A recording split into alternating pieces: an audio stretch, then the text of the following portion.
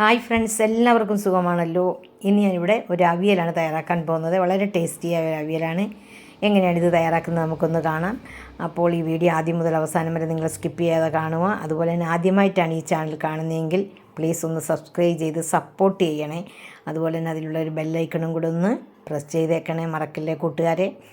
ഇനി നമുക്ക് വീഡിയോയിലേക്ക് പോകാം. ഇതിനായിട്ട് ഞാൻ എടുത്തിരിക്കുന്നത് കുറച്ച് വെള്ളരിക്ക, അതുപോലെ തന്നെ മുരിങ്ങയ്ക്ക, അമരയ്ക്ക, ഒരു ഏത്തയ്ക്ക, 2 പച്ചമുളക്, പടവലങ്ങ, ഉരുളക്കിഴങ്ങ്, ക്യാരറ്റ്, വഴുതനങ്ങ. ഇത്രയും വെജിറ്റബിൾസ് എൻ്റെ വീട്ടിലുണ്ടെന്ന് അതാണ് ഞാൻ ചേർത്തിരിക്കുന്നത്. നമുക്കിനി അതിൽ കൂടുതലായിട്ട് കുമ്പളങ്ങ, മത്തങ്ങ ഇതെല്ലാം വേണമെങ്കിൽ തടിയങ്കായ ഇതൊക്കെ ചേർത്ത് നമുക്ക് ചേനയൊക്കെ ചേർക്കാം. ചേന എനിക്കിഷ്ടമല്ലാത്തതുകൊണ്ട് ഞാൻ ചേർക്കാത്തത്. അപ്പോൾ ഇതെല്ലാം കൂടെ ചേർത്ത് എടുക്കുക. ഇതെല്ലാം കുറച്ചൊരു അരമണിക്കൂർ വെള്ളത്തിൽ ഉപ്പ് ഇട്ട് നമുക്ക് വെക്കണം. അതിന് ശേഷം തന്നെ വേണം തന്നെ കഴുകിയെല്ലാം ഞാനിവിടെ അരിഞ്ഞെടുത്തിട്ടുണ്ട്. ഇനി അരിഞ്ഞതിന് ശേഷം അത് കഴുകേണ്ട ആവശ്യമില്ല.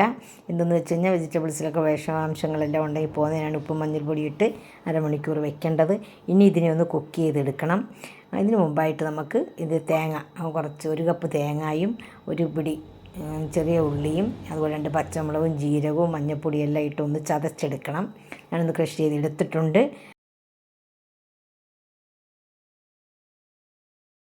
അപ്പോൾ നമ്മുടെ വെജിറ്റബിൾസ് ഇവിടെ എല്ലാം കുക്ക് ചെയ്ത് ആയിട്ടുണ്ട്. അതിന് മഞ്ഞൾപ്പൊടിയൊക്കെ ഇട്ട് കുറച്ച് ഉപ്പുമൊക്കെ ഇട്ട് ഞാനൊരു കരിവേപ്പില ഇട്ട് നമ്മൾ നന്നായിട്ടൊന്ന് വേവിച്ചെടുത്തിട്ടുണ്ട്.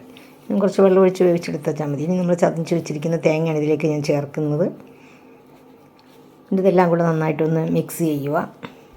നമ്മുടെ ഈ അവിയലിൻ്റെ ഈ പരപ്പ് ചേർത്തിൻ്റെ ആ പച്ചമണം എല്ലാം ഒന്ന് മാറിക്കഴിഞ്ഞ് നമുക്കിതിലേക്ക് കുറച്ച് തൈര് ചേർക്കാവുന്നതാണ്. തക്കാളിക്ക് പകരമായിട്ടാണ് ഞാൻ തൈര് ചേർക്കുന്നത്. തക്കാളിക്ക ചേർക്കുന്നതിനേക്കാൾ വളരെ ടേസ്റ്റിയാണ് തൈര് ചേർക്കുന്നത്. പക്ഷേ ഒത്തിരി പുളിച്ച തൈര് ചേർക്കരുത്. അപ്പോൾ നമ്മുടെ അവിയലിൻ്റെ ടേസ്റ്റ് അങ്ങ് മാറിപ്പോവും. ചെറിയൊരു പുളിപ്പ് മാത്രമേ ആകാവൂ. എങ്കിൽ തന്നെ നമ്മുടെ അവിയലിന് അതിൻ്റേതായ കറക്റ്റ് ടേസ്റ്റ് നമുക്ക് കിട്ടുകയുള്ളൂ.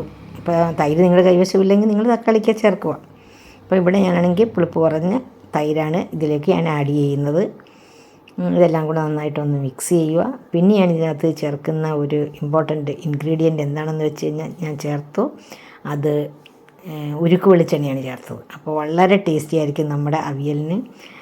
അതിൻ്റെ ഒരു പ്രത്യേക സ്വാദാണ്. നിങ്ങൾ ഇതുപോലെ ഒന്ന് തയ്യാറാക്കി നോക്കുക. എല്ലാവർക്കും ഇഷ്ടമാകുമെന്നാണ് എൻ്റെ വിശ്വാസം. ഇഷ്ടമായെങ്കിൽ ലൈക്ക് ചെയ്യാനും ഷെയർ ചെയ്യാനും സബ്സ്ക്രൈബ് ചെയ്യാനും മറക്കരുത്. നിങ്ങളുടെ ഫ്രണ്ട്സിനും റിലേറ്റീവ്സിനും ഒന്ന് ഷെയർ ചെയ്യുക. നിങ്ങളുടെ വിലയേറിയ ഫീഡ്ബാക്ക് അറിയിക്കുക. Thanks for watching.